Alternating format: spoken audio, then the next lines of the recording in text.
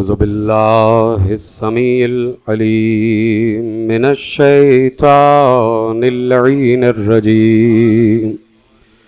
بسم الله الرحمن الرحيم.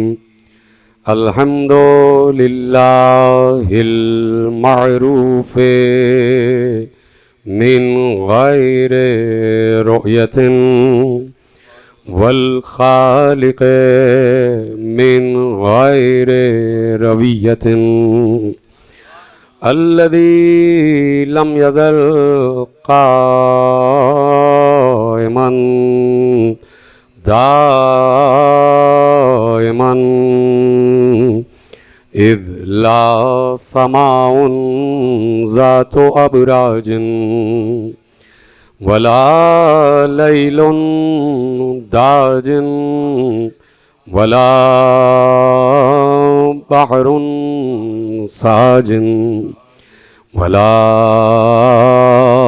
أرض ذات مهاد ولا خلق ذو اعتماد.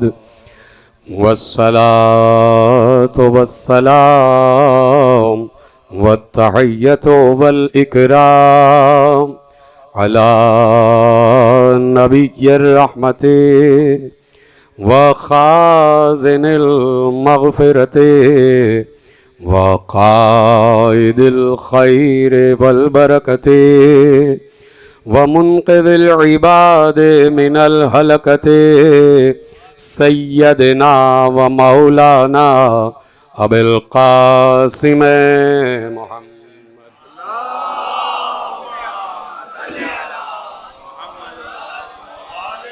وأهل بيته الطيبين الطاهرين المعصومين المظلومين المنتخبين المنتجبين الذين أذهب الله عنهم الرجس وطهرهم تطهيرا.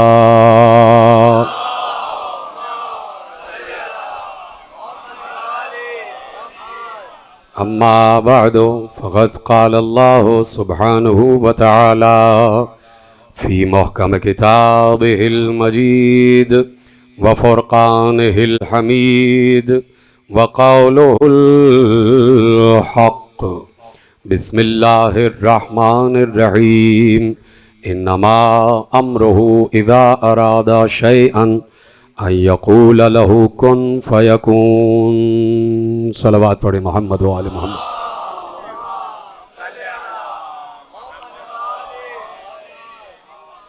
پروردگار عالم کا شکر ہے اور اس کا احسان عظیم ہے کہ اس نے ہمیں ان بندوں کی معرفت عطا فرمائی ہے کہ جن بندوں کی زبانوں کو اللہ نے اپنی زبان قرار دیا ہے، اور وہ بندگان خدا کہ جن کے ذریعے سے اگر یہ ذریعے نہ ہوں تو کوئی نہیں سمجھ سکتا کہ اللہ ہے تو کیسا ہے. اس لیے کہ ہم عالم اسلام کو مسلسل 1400 برس سے یہ پیغام دے رہے ہیں کہ اگر اللہ بغیر انبیاء کے وسیلے کے سمجھ میں آ سکتا ہوتا تو کبھی بھی اللہ انبیاء کو نہ بھیجتا، اور اللہ اس وسیلے کا محتاج نہیں ہے. یہ بھی ہمارے ائمہ نے بتایا کہ اللہ وسیلوں کا محتاج نہیں ہے، لیکن اس نے یہ نظام بنایا ہے کہ اس کے تمام تر افکار بندوں تک پہنچیں گے تو کسی نہ کسی ذریعے سے پہنچیں گے، اور اسی لیے اس نے وہ ذریعے امت میں اور مخلوقات میں قرار دیا. اور دیکھیے ایک آواز دی کہ اطیعوا اللہ و اطیعوا الرسول و اولی الامر منکم. یہ نہیں کہا کہ اطیعوا اللہ، دیکھیے ترجمہ آپ کے پاس ہے کہ اطیعوا اللہ اطاعت کرو اللہ کی، اطاعت کرو رسول کی، اور اطاعت کرو اولی الامر کی جو تم میں ہے، اولی الامر جو تم میں ہے. اب مسئلہ یہ ہے کہ اللہ ہماری شہرک سے قریب ہے، تو اس نے یہ کیوں نہیں کہا کہ اس اللہ کی اطاعت کرو جو تم میں ہے؟ اللہ ہمارے درمیان موجود ہے، ہر جگہ اللہ ہے، ہر جگہ اس سے پر ہے، کوئی جگہ اس سے خالی نہیں ہے. تو یہ کہہ سکتا تھا کہ اس اللہ کی اطاعت کرو جو تمہاری شہرک سے قریب ہے اور تم میں ہی ہے، تمہارے ہی درمیان ہے، لیکن یہ نہیں کہا. رسول کے لیے بھی یہ نہیں کہا، اس لیے کہ رسول کو ایک دن اس دنیا سے پردہ فرما جانا ہے. لیکن اولی الامر کا اللہ نے جب نام لیا تو یہ کہا اولی الامر تمہارے ہی درمیان رہے گا، اور تمہیں اطاعت کرنی ہے اولی الامر کی ویسی اطاعت جیسے اللہ و رسول کی کرنی ہے. اس کا مطلب ہے کہ اولی الامر کا جو معیار ہوگا وہ وہی معیار ہوگا کہ جو رسالت کا معیار ہوگا. نہیں، بات آپ تک پہنچی نہیں. یعنی سوائے رسالت و نبوت کے اولی الامر کے پاس سارے وہ صفات ہونے چاہیے کہ جو 1,24,000 کے پاس تھے، تبھی اطاعت واجب ہوگی.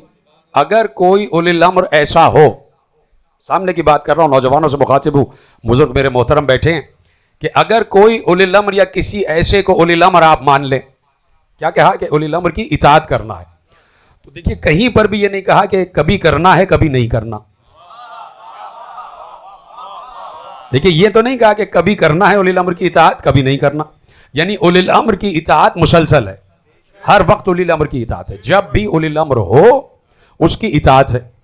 تو اب اولی الامر کا معیار کیا ہونا چاہیے کہ جس کی اطاعت پوری امت پر فرض، اور امت بھی وہ جو لا الہ الا اللہ محمد رسول اللہ کہہ رہی ہے، اور امت بھی وہ کہ جس کے لیے قرآن میں اعلان ہو چکا ہے کہ لقد کان لکم فی رسول اللہ اسوۃ حسنہ، تم سب پر میرے پیغمبر کی ذات بہترین نمونہ عمل ہے. تو جہاں اتنا بہترین نمونہ عمل اللہ نے مصطفیٰ کی صورت میں چھوڑا ہو، کیا وہاں مصطفیٰ کے بعد کوئی ناقص اولی الامر چھوڑے گا؟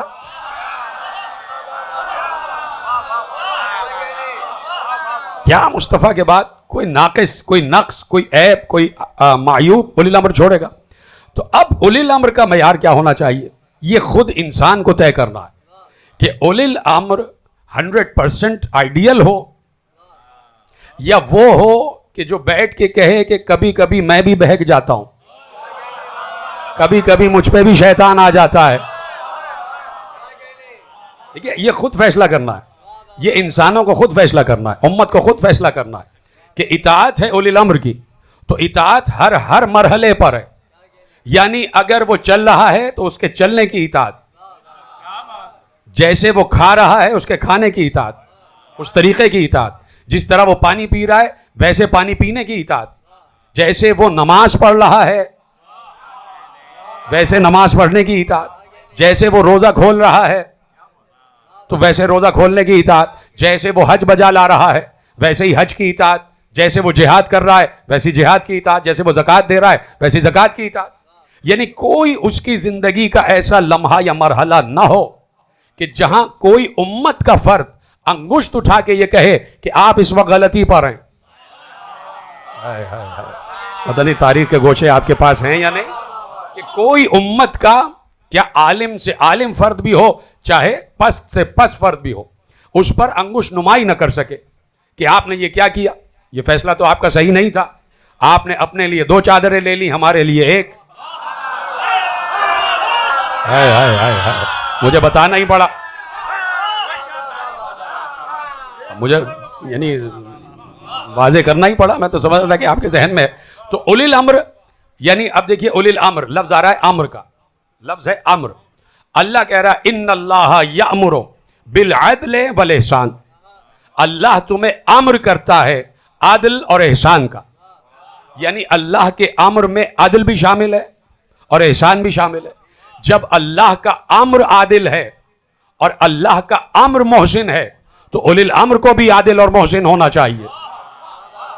اولی الامر کے اندر بھی عدل اور انصاف اور احسان کی کیفیت اور صفت ہونا چاہیے، تب جا کے اطاعت کی منزلیں پوری ہوں گی کہ اس کے چشم و ابرو کے اشارے پر انسان اطاعت کی منزلیں طے کرتا چلا جائے. تو کہا کہ ایک ایک امر کی اطاعت کرنی ہے، اس لیے کہ وہ اولی الامر ہے. یعنی امر پر متصرف بھی ہے، امر پر اولا بھی ہے، امر کا مالک بھی ہے، امر کا صاحب بھی ہے، اور سب سے بڑی بات یہ کہ امر خدا کا اختیار بھی ہے.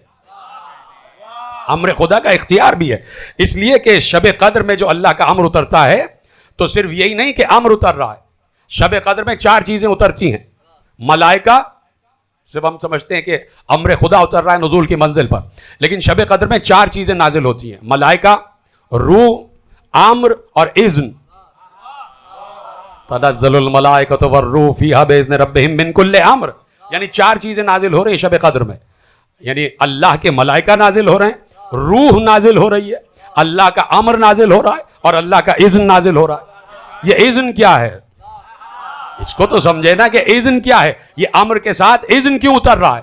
تو یہ سوائے ہمارے مکتب کے کوئی یہ بات نہ سمجھا سکا کہ امر خدا اتر رہا ہے کہ کس کس مخلوق کا رزق کتنا ہے، کس کس مخلوق کی سانسیں کتنی ہیں، کس کس مخلوق کی زندگی کتنی ہے، کون سفر میں رہے گا، کون حضر میں رہے گا، کون خطر میں رہے گا، کس کا نکاح ہوگا، کون بے نکاح رہے گا، کس کی اولاد ہوگی، کون بے اولاد رہے گا، کس کا رزق بڑھے گا، کس کا رزق کم ہوگا، کس کی روزی بڑھے گی، کس کی روزی کم ہوگی، کون روزی والا ہوگا، کون بغیر روزگار کے رہے گا، کہاں قحط پڑے گا، کہاں بارش ہوگی، کہاں غلہ اگے گا، کہاں کون حاکم آئے گا، حاکم کتنے دن بیٹھے گا. یہ ساری چیزیں امر میں اترتی ہیں. جب یہ ساری چیزیں امر میں اتر رہی ہیں تو کس پر اتر رہی ہیں؟ نہ مجھ پر نہ کسی اور پر. تو کوئی ہے نا ایسا کہ جس پر امر خدا اتر رہا ہے؟ اسی کو اولی الامر کہا جاتا ہے. تو جب اولی الامر پر امر خدا اتر رہا ہے تو اس اذن کے ساتھ اترتا ہے کہ چاہے تو امر کو ویسے ہی جاری کرو، چاہے تو اس میں تبدیلی کر دو، ہم پوچھیں گے نہیں.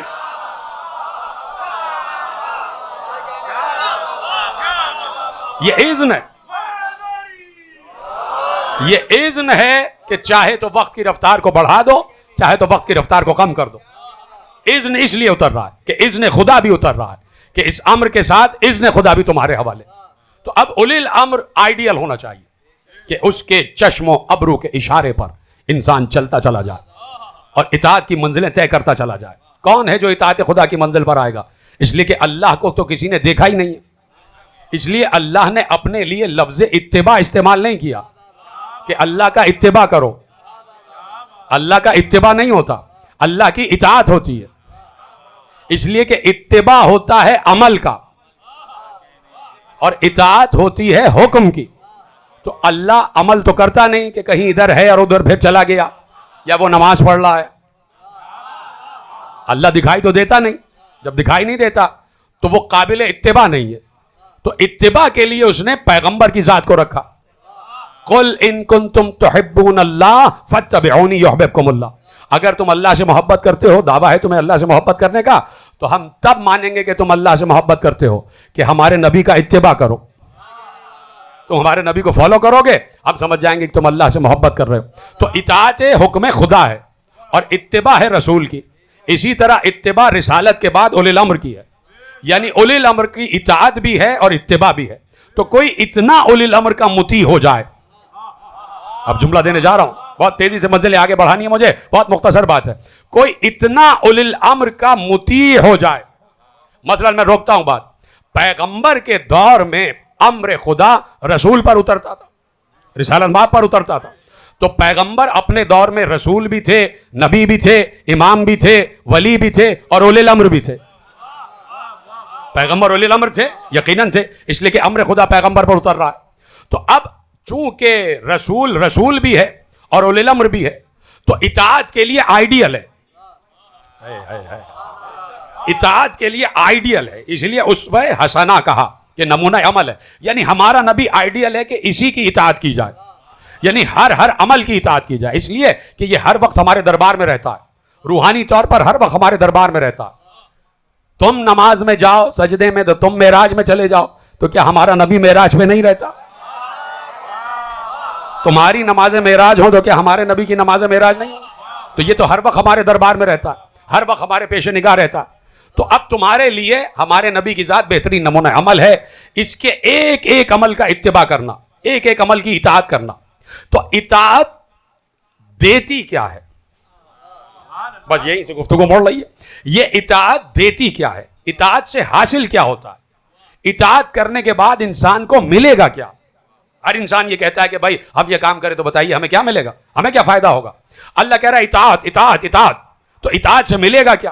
تو پہلے تو یہ دیکھیے کہ جب رسول اطاعت والا ہے، جب رسول اولی الامر ہے اور جب رسول کی اطاعت واجب ہے، تو اب رسول کی کوئی ایسی اطاعت کرنے والا ہونا چاہیے کہ جو اطاعت کی اس منزل پر آ جائے کہ 1,25,000 اصحاب میں سے کوئی اطاعت کی اس منزل پر نہیں تھا کہ جہاں کسی نے یہ کہا ہو کہ انا عبد من عبید محمد.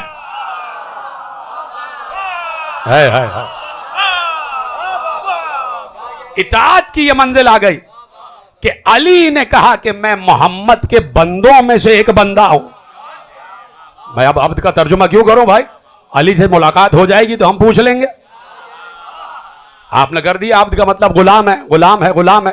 تو وہاں آیت کا مطلب آپ کیا کریں گے؟ سبحان الذی اسری بعبدہ. بابرکت ہے وہ ذات جو لے گئی راتوں رات اپنے عبد کو معراج پر، یعنی اپنے غلام کو معراج میں لے گئی. چلو پیغمبر غلام ہے لیکن اللہ کے ہیں، اللہ کے ہیں. تو اب علی نے کہا کہ میں اطاعت کی اس منزل پر ہوں کہ میں محمد کا بندہ ہوں، میں بندہ محمد ہوں. یعنی میں نے اپنے آپ کو بیچ دیا ہے محمد کے دست قدرت پر. میں محمد کا بندہ ہوں. اب محمد کا بندہ ہونے کا مطلب یہ ہے کہ جو محمد کہیں گے وہ میں کروں گا، جو محمد کہیں گے میں کروں گا. علی بیٹھ جائیے، میں بیٹھ گیا. علی جائیے، میں چلا گیا. علی خاموش ہو جائیے، میں خاموش ہو گیا. علی فیصلہ کیجئے، میں نے فیصلہ کیا. علی چپ رہیے، میں چپ رہا. علی بولیے، میں بولا. ہے کہ نہیں؟ علی کاندھے پہ بلند ہو جائیے. تو جو جو رسول نے کہا میں نے کیا. یا علی احد میں سب چلے گئے، آپ تشریف نہ لے جائیے گا. تو علی ایک ایک لمحے پر مطیع رسول ہیں، اور اس لیے کہا کہ عبد من عبید محمد، میں محمد کے بندوں میں سے بندہ ہوں.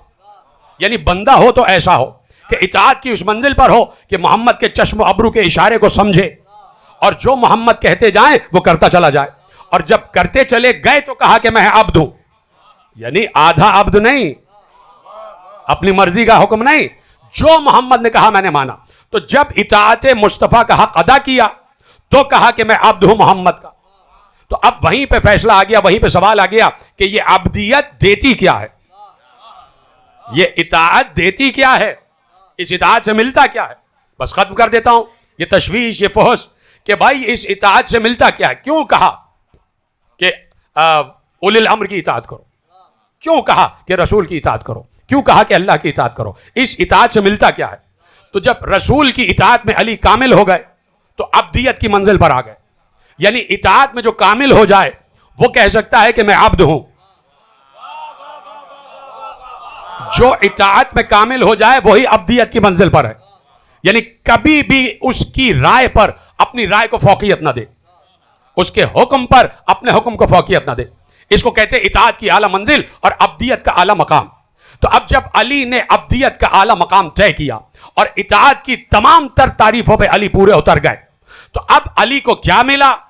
علی کو وہ ملا کہ جس کے لیے خود اللہ نے اپنے لیے اعلان کیا. اور اب میں بتاتا ہوں کہ علی کو ملا کیا. ایک بار دیکھیے امام اسماعیل بخاری نے لکھا اور ادھر اصول کافی میں ابو بصیر سے روایت، دونوں مکتب میں یہ حدیث لکھی ہوئی ہے کہ اطاعت گزار کو ملتا کیا ہے. اور اطاعت بھی وہ جیسی اللہ چاہ رہا ہے، اطاعت بھی وہ جو عبدیت تک پہنچا دے. تو اس اطاعت سے ملتا کیا ہے؟ تو ایک بار اللہ نے حدیث قدسی میں ارشاد فرمایا عبدی اطیعنی، اے میرے بندے میری اطاعت کر، حتی اجعلک مثلی، یہاں تک کہ میں تجھے اپنے جیسا بنا لوں.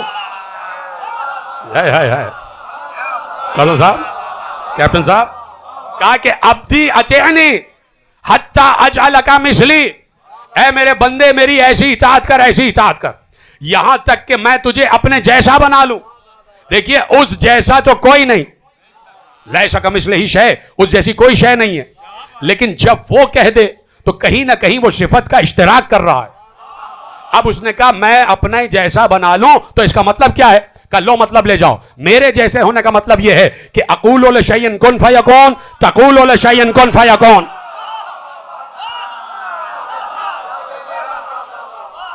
کہا کہ میری اطاعت کا حق ادا کرو گے تو جیسے میں کن کا مالک ہوں میں تمہیں بھی کن کا مالک بنا دوں گا.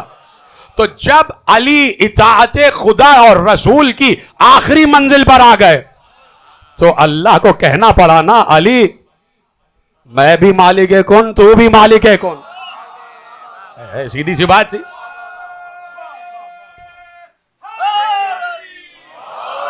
جب اطاعت کی اس منزل پر آ گئے کہ ابدیت کا نعرہ لگایا علی نے، تو اب ضروری ہے خدا پر کہ وہ علی کو مالک کن بنائے، اس لیے کہ اطاعت اولی الامر کی منزل پر ہیں علی کا اولی الامر رسول ہے. پتہ نہیں یہ بات آپ تک کیسے پہنچے گی جو میں پہنچانے جا رہا ہوں. علی کا اولی الامر ہے رسول، اور رسول علی کا رسول بھی ہے. تو علی تو دوہری اطاعت کر رہے ہیں، رسول کی بھی اور اولی الامر کی بھی،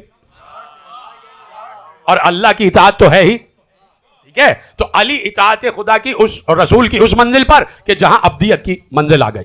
اور جب ابدیت کی منزل طے ہو گئی تو اللہ نے کہا کہ انما امرہ اذا اراد شیئا ان یقول له کن فیکون. جب ہم کسی شے کا ارادہ کرتے ہیں اسے کہتے ہیں ہو جاتا، وہ ہو جاتی ہے. جب تم میری اطاعت کا حق ادا کر دو گے تو ہم نے تمہیں کن کا مالک بنا دیا. یعنی مالک کن ہونے کے لیے اطاعت شرط ہے، اور اطاعت بھی آقا کی اطاعت، اطاعت بھی مولا کی اطاعت. یعنی آقا کے سامنے چاہے تم کتنے ہی بڑے کیوں نہ ہو، اپنے کو غلام ہی کہنا. اور جب غلامیت کا، جب عبدیت کا حق ادا کر دو گے تو پھر آقا تمہیں اطاعت کا صلہ عطا کرے گا. تو وہاں علی نے مصطفیٰ کو زندگی بھر آقا کہا تو کن فیکون کا ادراک لے گئے، اور یہاں عباس نے حسین کو زندگی بھر آقا کہا.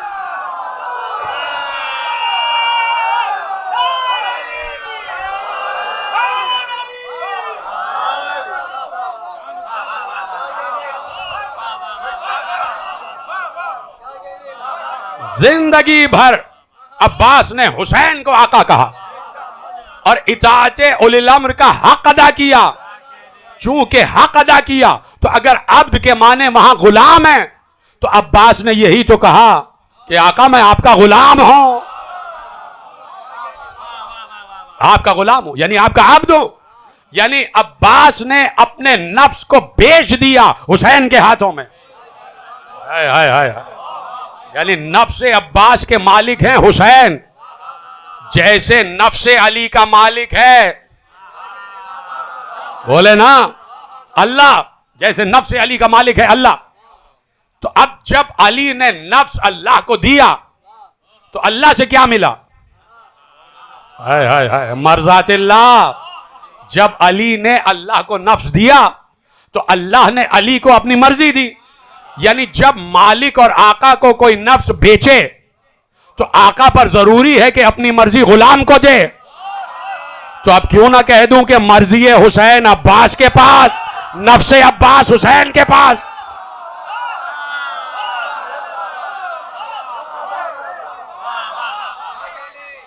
نفس بیچ دیا. آگے پڑھیے حضرت عباس کے اشعار میں یہی ہے، اے نفس کیا پریشانی ہے، لے جا حسین کو دے دے، اپنے آپ کو بخش دے حسین کو. تو دیکھیے یہ جو اطاعت کی منزل ہے یہ ہر کس و ناکس کو میسر نہیں ہے. یعنی اگر کوئی یہ کہہ رہا ہے کہ میں من و عن ویسے ہی اسلام پر عمل کر رہا ہوں جیسے رسول نے، قرآن نے، شریعت نے اور فقہ نے مجھے بتایا ہے، تو اس کا سب سے بڑا معیار، کسوٹی اور امتحان یہ لیجیے آپ کہ ہم تو جب جانیں کہ تم ویسے ہی ہر چیز پر عمل کر رہے ہو جیسے قرآن نے کہا ہے کہ تم کن کہہ کے دکھاؤ. کہ ہمارے بہت سے کام ہیں، مولوی صاحب آپ کر دیجئے. ملا جو ہے مولوی صاحب، آپ کہتے ہیں کہ ہم اسلام کے ہر رکن پر عمل کر رہے ہیں اور آپ سے کوئی غلطی نہیں ہوتی، تو ذرا ہمارا کام تو کن کہہ کے کر کے دکھائیے.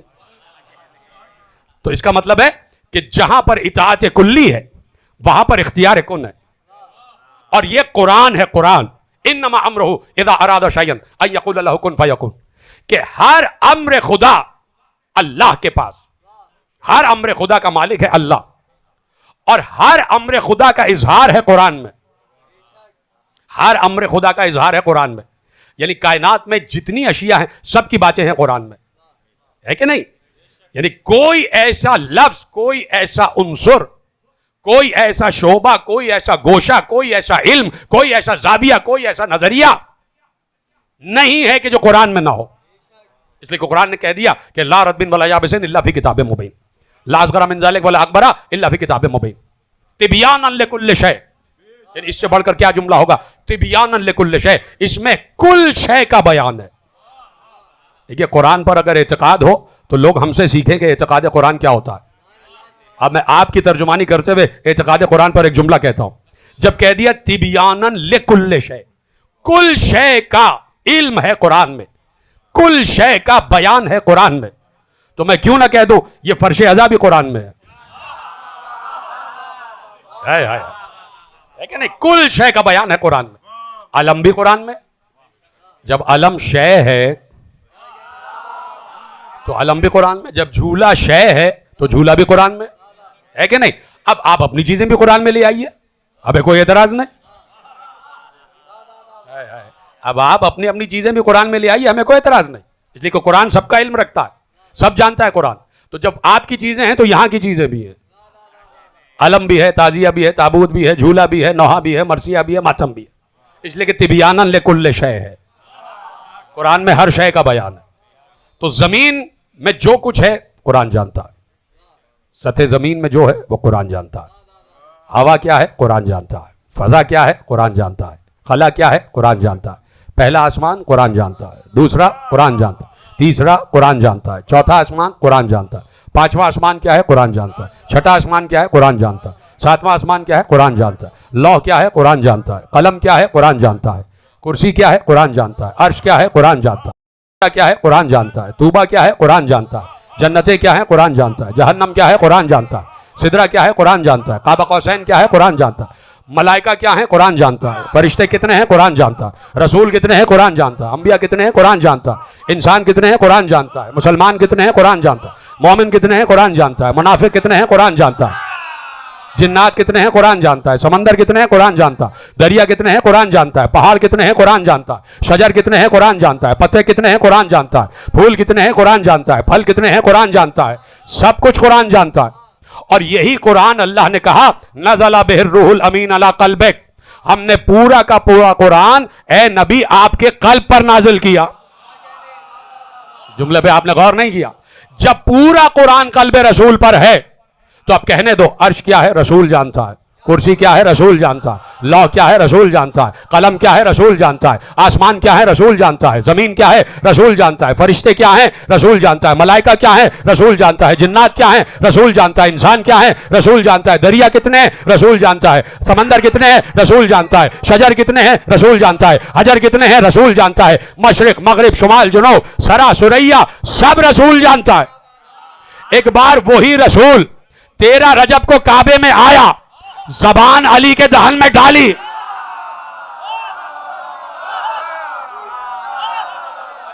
سارا علم قرآن سینہ علی میں.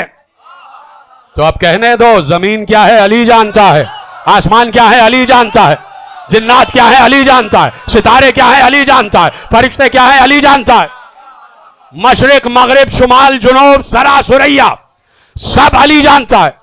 کیوں جانتا ہے؟ اس لیے کہ رسول جانتا ہے. جیسے سارا علم علی کے پاس ویسے ہی سارا علم رسول کے پاس.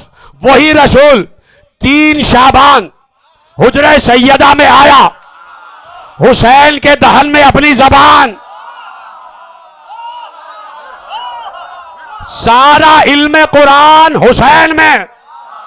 تو اب زمین کیا ہے حسین جانتا ہے، آسمان کیا ہے حسین جانتا ہے، ستارے کیا ہے حسین جانتا ہے، فرشتے کیا ہے حسین جانتا ہے، دریا سمندر پہاڑ حجر شجر کیا ہے حسین جانتا ہے، مشرق سے مغرب شمال سے جنوب سرا سے سریا سب حسین جانتا ہے. سارا علم قرآن سینہ حسین میں. اور وہی حسین 4 شعبان کو ام البنین کے حجرے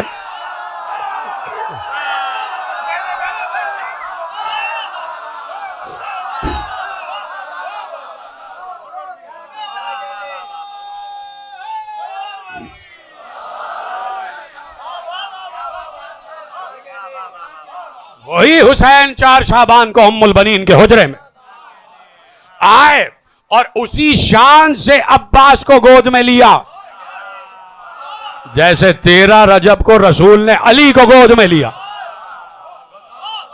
اسی شان سے جیسے کعبے میں بھائی نے بھائی کو، ویسے ہی اسی کعبے میں کعبہ بیت علی، پھر بھائی نے بھائی کو آغوش میں لے لیا. اور اب چھوٹے بھائی نے دہن کھولا، حسین نے زبان دہن عباس میں داخل کی، بالکل ویسے ہی جیسے علی نے زبان رسالت چوسی. ویسے ہی عباس نے زبان امامت چوسی، بالکل ویسے ہی. جب علی شیر ہوئے تو علی نے دہن کھولا. رسول نے پہلے زبان نہیں نکالی تھی، زبان باہر نہیں نکالی جب تک علی نے دہن نہیں کھول دیا. ویسے ہی جب تک عباس نے دہن نہیں کھول دیا، حسین نے زبان باہر نہیں نکالی. عباس نے سارا کا سارا علم جب عباس نے سمجھا کہ منتقل ہو گیا. فضائل پڑھ رہا ہوں میرے عزیزوں. اس وقت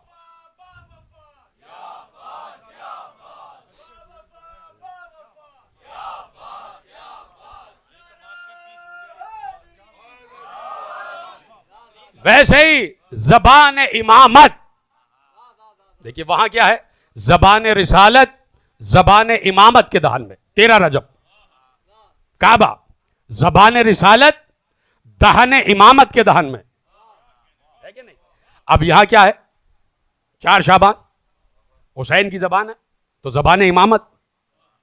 اب کیا لفظ رکھیں عباس کے لیے، تو یہی کہہ سکتے ہیں کہ زبان امامت زبان وفا کے دہن میں.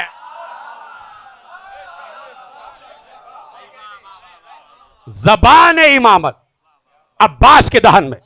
یعنی اب مجھے نہیں پتا کہ امامت وفا کو زبان دے رہی ہے یا وفا امامت کو زبان دے رہی ہے. اسی وقت سے سلام و قیام بھی ہو گیا، کلام بھی ہو گیا، اور اسی وقت سے وعدہ و وعید بھی ہو گیا. اسی وقت سے، یعنی زبان دے دینا کوئی معمولی بات نہیں ہے. ابھی تک آپ پہنچے نہیں کہ بھائی فراز دار سے میسم بیان دیتے ہیں، رہے گا ذکر علی ہم زبان دیتے ہیں. تو یہ زبان دے دینا یعنی وعدہ کر لینا، وعدہ کر لینا. اب عباس نے وعدہ کیا ہے یا حسین نے، یہ تو کھلے گا پھر کبھی کھلے گا. لیکن میں جملہ آپ کے حوالے کیے بغیر رہوں گا نہیں کہ میں نے یہ تو کہہ دیا کہ سارا کا سارا علم قرآن سینہ حسین میں، اور حسین کے لعاب دہن کے ذریعے وہ سارا علم جسد عباس میں، اور عباس اطاعت کی منزل پر، عبد خدا کی منزل پر. اور ایسا عبد خدا، پتہ نہیں یہ جملہ یقیناً آپ تک پہنچا ہوا تو ہے اور یقیناً آپ قبول کریں گے کہ عبد خدا ایسا کہ دیکھیے کچھ لفظ اور کچھ صفتیں ایسی ہیں کہ جو اللہ نے مخصوص رکھی ہیں مخصوص بندوں کے لیے، حالانکہ سب اس سے متصف ہیں. یعنی 14 کے 14 بلند ہیں، 14 کے 14 بلند ہیں، سب کی بلندی برابر ہے. لیکن ان 14 میں ایک ہی ہے جس کا نام علی ہے.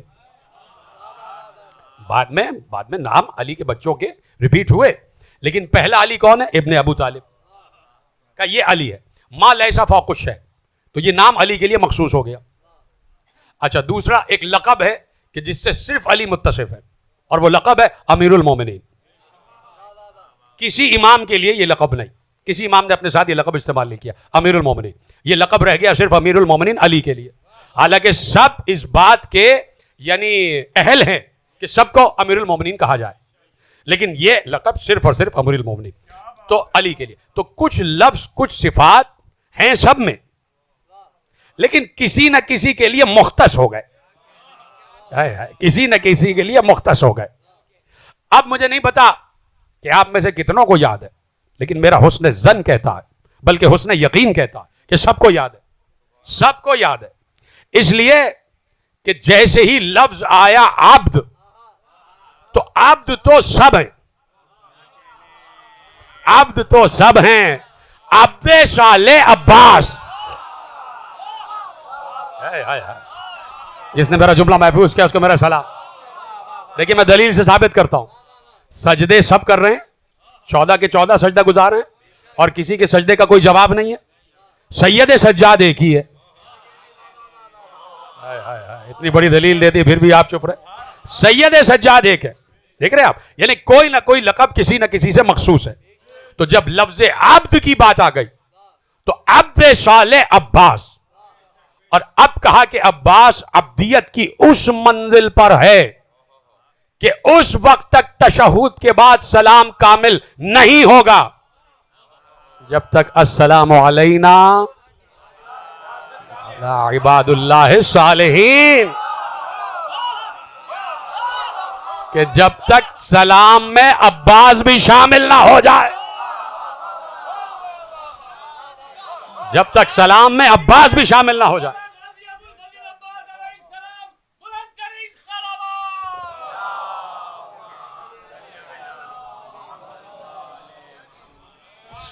عباد اللہ صالحین ہے نا.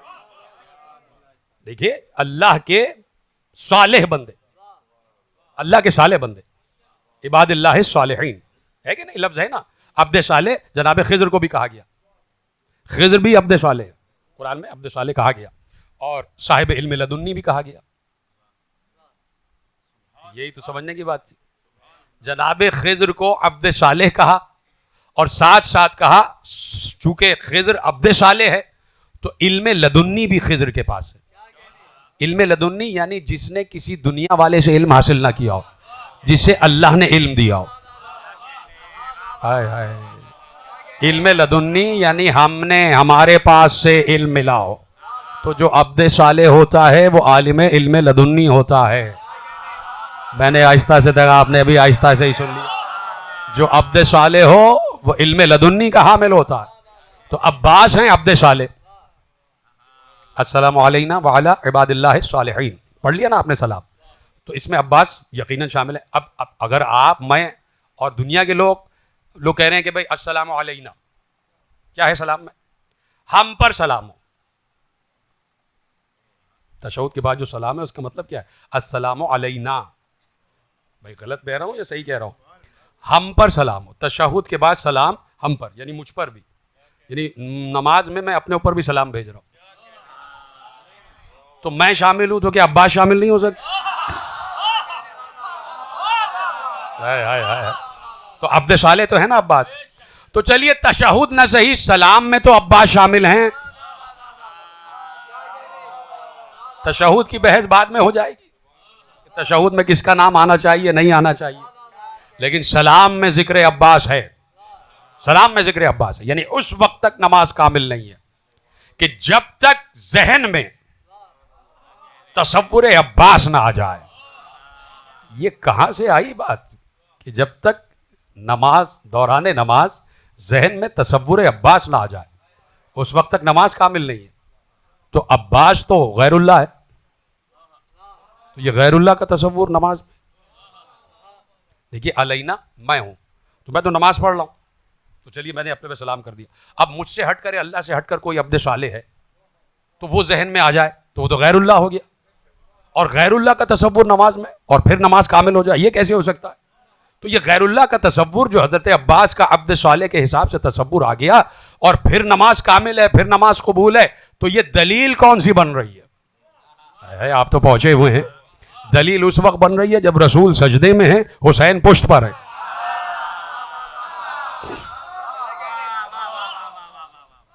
رسول سجدے میں، حسین پشت پر ہیں.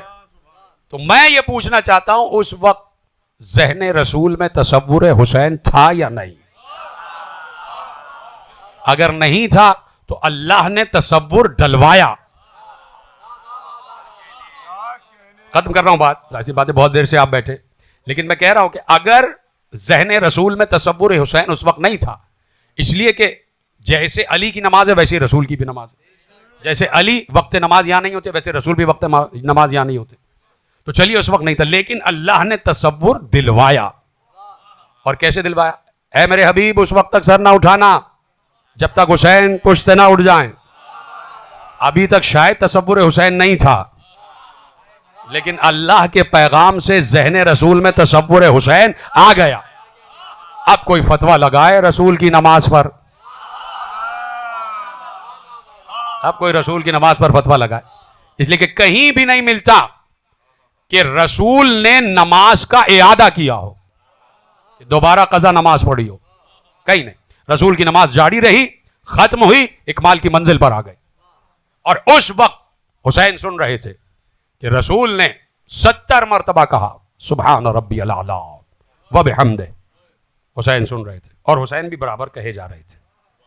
اور جب حسین نے دیکھ لیا کہ 70 مرتبہ تسبیح پڑھ لی گئی، حسین نے سجدہ کامل کیا، پشت سے اتر آئے اور ختم ہو گئی بات. حسین نے اسی وقت وعدہ کیا کہ نانا 70 مرتبہ نہیں 72 گلے دوں گا آپ کی راہ میں.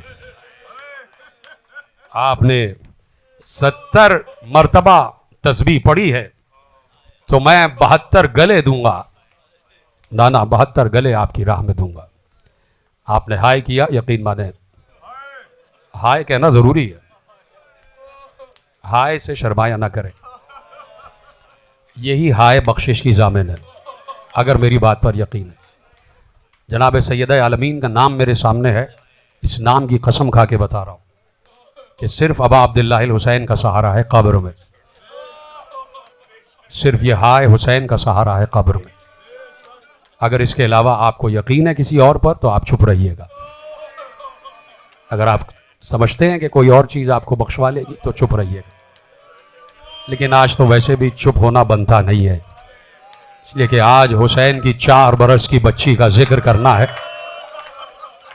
4 برس کی معصومہ زندان کہ جس نے 4 برس میں اتنے ہی ستم سہے ہیں کہ جتنے دادی نے 3 مہینے میں.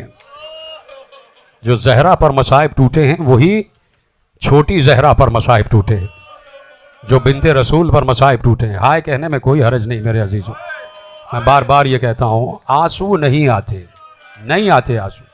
اس میں کوئی مسئلہ نہیں ہے کہ اگر آپ کے آنسو نہیں آ رہے آپ پریشان نہ ہوا کریں. آنسو کبھی آتے کبھی نہیں آتے، صرف آپ ذکر سنیں اور ہائے کہتے رہے. اس لیے کہ زبان پر اختیار ہے، آنکھوں پر اختیار نہیں ہے. اس لیے میں آپ سے عرض کر رہا ہوں کہ ہائے کہتے جائیں، یہی ہائے آپ کو بخشوا کے لے جائے گی میرے عزیزوں. اس لیے کہ کربلا جیسا کوئی واقعہ گزرا نہیں ہے.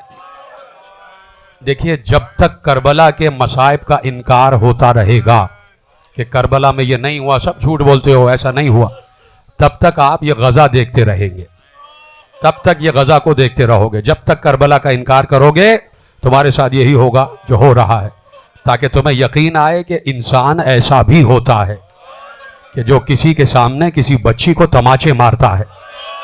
ایسے بھی گزرے ہیں انسان کہ اسی میں کچھ ایسے بھی تھے کہ جنہوں نے بھائی کے سامنے بھائی کے بازو کاٹ دیے، جنہوں نے باپ کے سامنے بیٹے کے جگر سے برچھی کا پھل پار کر دیا، جنہوں نے باپ کی گود میں 6 مہینے کے بچے کو ذبح کر دیا. یہ سب کربلا میں ہوا. اس سے کہیں زیادہ ظلم ہوا ہے میرے عزیزوں، کوئی معمولی نہ سمجھنا. صرف ایک جملہ کہتا ہوں. ایک ذاکر تھا جو عراق میں مسائب پڑھ رہا تھا، روضہ خان تھا. وہ مسائبی ذاکر وہاں بھی الگ ہوتے. روضہ خان مسائب پڑھ رہا تھا. اس نے مسائب پڑھے، سامنے ایک عالم بھی بیٹھے ہوئے تھے. وہ مسائب پڑھتے پڑھتے سر حسین کے مسائب پر آیا. اس نے ایک بار ایسی روایت پڑھی کہ وہ عالم لاہور پڑھ کے اٹھ کے چلے گئے. کہا یہ ذاکرین اپنی طرف سے بنا بنا کے پڑھتے ہیں صرف رلانے کے لیے، تاکہ 2-4 آدمی بے ہوش ہو جائیں بس. اس لیے وہ عالم اٹھ کے چلے گئے اپنے حجرے میں چلے گئے اور لا حول ولا قوت کہہ کے چلے گئے. رات کو ابا عبداللہ الحسین خواب میں آئے. کہا کیوں اٹھ کے آئے وہاں سے؟ کہا مولا وہ مجھے روایت پہ یقین نہیں ہے، اپنی طرف سے گڑھ کے پڑھ رہا تھا. کہا تجھے کیا پتا میرے ساتھ کیا ہوا ہے؟ کہا جو اس نے بیان کیا ہے نا وہ کم تھا، اب سننا وہ ذاکر بیان کیا کر رہا تھا. اس ذاکر نے جو روایت بیان کی اس نے یہ بیان کیا کہ اے زائران حسین، جب حسین کا گلا 13 ضربوں سے کاٹا گیا تو بہت دور سے حمید ابن مسلم دیکھ رہا تھا، اور دور سے اس نے دیکھا کہ گرد اڑ رہی تھی. جس مقام پر حسین کا گلا کٹا تو گرد اڑ رہی تھی. تو کہتا ہے کہ راوی دور سے دوڑتا ہوا آیا تاکہ دیکھو یہ گرد کیوں اڑ رہی ہے، یہ گرد کس لیے اڑ رہی ہے. تو راوی کہتا ہے میں حیران ہو گیا، میرا کلیجہ پھٹ گیا کہ گرد اس لیے اڑ رہی تھی کہ شمر سر حسین کو بالوں سے پکڑا ہوا تھا، اور جب زمین پر مارتا تھا تو زمین سے گرد اڑتی تھی، پھر سر کو اٹھاتا تھا پھر زمین پر مارتا تھا. یہ روایت ذاکر نے پڑھی تو عالم نے انکار کیا. تو حسین نے کہا اس سے زیادہ میرے سر کے ساتھ مصائب، اس سے زیادہ میرے سر کے ساتھ مصیبتیں پڑی. سن لو ایک اور روایت، لیکن ایک جملہ مجھ سے سن لینا میرے عزیزوں. یہ راوی تو بہت دور تھا نا کہ جو گرد اڑتا ہوا دیکھ رہا تھا. بھائی 4 آنکھیں ایسی تھیں جو بالکل قریب سے حسین کا گلا کٹتے ہوئے دیکھ رہی تھی.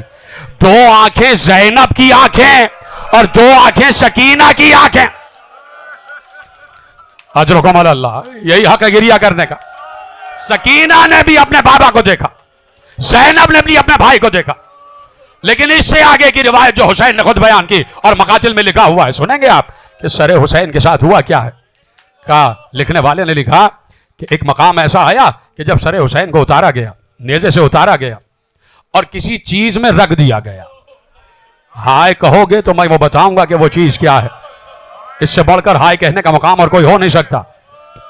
جس چیز میں سر حسین کو رکھا گیا وہ چیز کون سی تھی پتہ ہے؟ یہ جانور جس چمڑے کے توبڑے میں چارہ کھاتے ہیں نا, وہ گھوڑے کے گلے میں لٹکا ہوا تھا. اس کو گھوڑے کے گلے سے اتارا, اس میں سر حسین کو رکھا. ایک بار سر حسین نے خولی کو دیکھا اور دیکھ کر خولی پر لعنت کی, کہ تجھ پر خدا کی لعنت, خدا تجھے آگ و آہن کے مصائب میں مبتلا کرے. جیسے ہی خولی نے یہ سنا کہ سر حسین مجھے بددعا دے رہا ہے, خولی نے تازیانہ اٹھایا اور سر حسین پر مارنا شروع کیا. اسی لیے روایتیں پڑھی نہیں جاتی کہ اس کا حق ادا نہیں ہو سکتا. میرے اتنے مصائب ٹوٹے ہیں کربلا والوں پر, یہ تو کچھ بھی نہیں ہے جو بیان کیا جاتا ہے. اور وہی مصائب دیکھ رہی ہے 4 برس کی بچی سکینہ. میرے عزیزو, اے دردمند دل رکھنے والو, اے اپنے اپنے باپ کا سایہ محسوس کرنے والو, خدا تمہارے سروں پر تمہارے باپ کا سایہ سلامت رکھے. ذرا مجھے بتاؤ, ایک 4 برس کی بچی پر اس وقت کیا گزر رہی ہوگی جب وہ اپنے بابا کا کٹا ہوا سر نو کے سینہ پر دیکھ رہی ہوگی.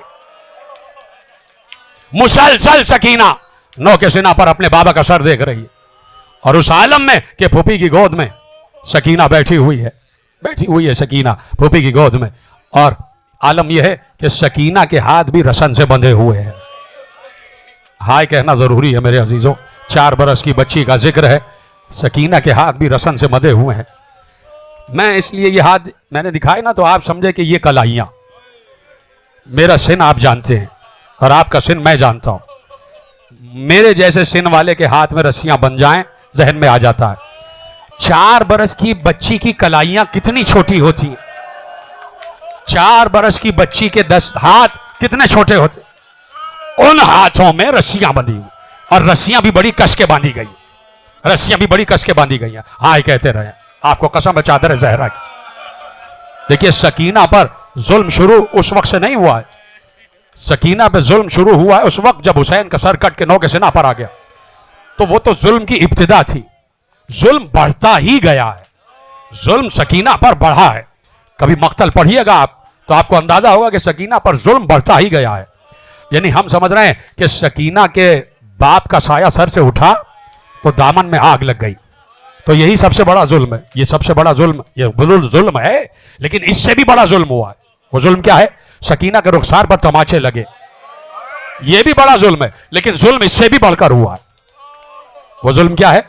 ایک بار سکینہ 11 محرم کو جب باپ کے لاشے کے قریب سے گزر رہی ہے تو سکینہ نے بے اختیار کھڑے ناقے سے پھوپھی کی گود سے اپنے آپ کو ناقے سے زمین پر گرایا, اور سکینہ اسی طرح گھسٹتی ہوئی اپنے بابا کے لاشے پر پہنچی. باپ کے لاشے پر لپٹ گئی, سینے سے لپٹ گئی, بہت دیر گریہ کرتی رہی. وہ سکینہ جسے رات تک تماچے لگے, جسے شام غریبہ میں جس کے دامن میں آگ لگی. اب ظلم یہ بڑھا کہ شمر نے تازیانے کی ابتدا کر دی. تازیانہ مار کے بچی کو باپ کے لاشے سے جدا کیا گیا. کیا سمجھ رہے ہیں؟ یہی پر ظلم ختم ہو گیا. جیسے ہی ناقے پہ سکینہ بیٹھی ہے, شمر نے محسوس کیا یہ بچی سے سب محبت کرتے, اور چونکہ سکینہ رو بہت رہی تھی, سکینہ بار بار گریہ کر رہی تھی. دیکھیں تھکنا نہیں, میں نے اسی لیے فضائل بہت چھوٹے پڑھے. بس مجھے 2-4 منٹ کی زحمت دیجیے گا, ذرا سے 2-4 منٹ کی مجھے مہلت دیجیے گا کہ بھائی سکینہ پر مصائب یہاں رکے نہیں. سکینہ پہ مصائب کی انتہا ہوتی رہی, بڑھتے گئے مصائب. بچی چپ نہیں ہو رہی تھی. بھائی کیسے چپ ہو جائے بچی جو اپنے باپ کا سر نو کے سینہ پر دیکھ رہی ہو, جو پھوپھی کی چادر لٹتے ہوئے دیکھ رہی ہو, جس نے شام غریبہ میں خیموں کو جلتے ہوئے دیکھا ہو, جس نے بھائی کی پشت پر تازیانے لگتے ہوئے دیکھے ہوں, نہیں جس نے ننا سا علی اصغر کا گلا نو کے سینہ پر دیکھا ہو, وہ کیسے چپ ہو جائے گی؟ بچی چپ نہیں ہو رہی تھی. کہا اچھا یہ بچی چپ نہیں ہو رہی؟ تو شمر نے کہا مجھے طریقہ آتا ہے بچی کو چپ کرانے کا. ایک الگ ناکہ منگوایا گیا. دیکھیے میں کہہ رہا ہوں کربلا میں مصائب کم نہیں ہیں, پڑھے کم جاتے. ایک الگ ناکہ منگوایا گیا, زینب کی گود سے چھین کر سکینہ کو جدا کیا, اس الگ ناکے پر سکینہ کو باندھا گیا. اس عالم سے باندھا گیا کہ سکینہ کا سینہ تھا اور اونٹ کی پشت تھی, اور پورے اونٹ سے سکینہ کو باندھا گیا. اور اب اونٹ کو چلایا نہیں گیا, اونٹ کو دوڑایا گیا. اور بچی کی آواز آ رہی تھی بھیا مجھے بچاؤ. بھیا شمر سے کہو اب نہیں رہوں گی. اجرکم اللہ. بس آخری مجھے روایت آخری منظر میں پڑھتا ہوں اور اس کے بعد آپ کے لیے دعا. آ گئی سکینہ قید خانے میں. ساری منزلیں میں نے طے کر دی. کوفے کا بازار, کوفے کا دربار, شام کا بازار, شام کا دربار. سکینہ قید خانے میں آ گئی. ثابت ہے روایتوں سے کہ 1 سال قید رہے ہیں. سارے علماء مقاتل نے لکھا 1 سال قید رہے ہیں.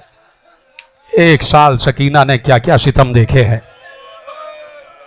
کب تک بابا کے سینے کے بغیر سوتی.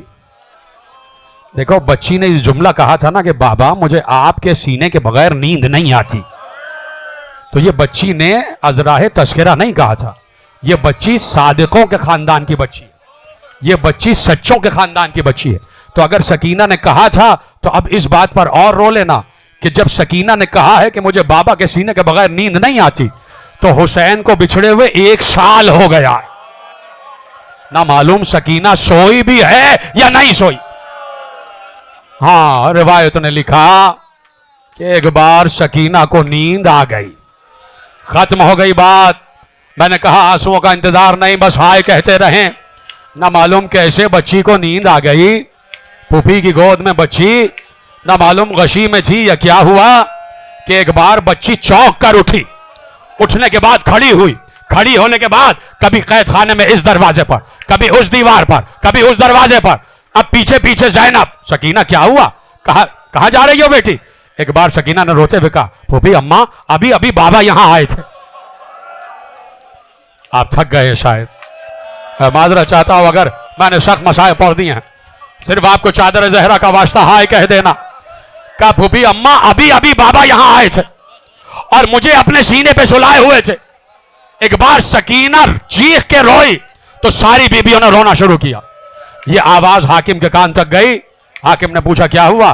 کہا وہ بچی جو حسین کی بیٹی ہے بہت رو رہی ہے, بہت گریہ کر رہی ہے, بابا کو یاد کر رہی ہے.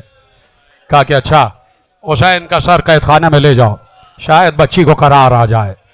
جیسے ہی سر حسین قید خانے میں آیا بچی کھڑی ہو گئی. بچی نے سر کو اپنی گود میں لیا.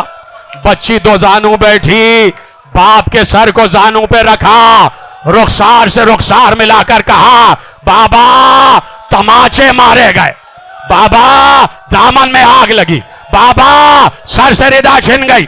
تھوڑی دیر کے بعد سکینہ سے سر کو چھین کے لے گئے.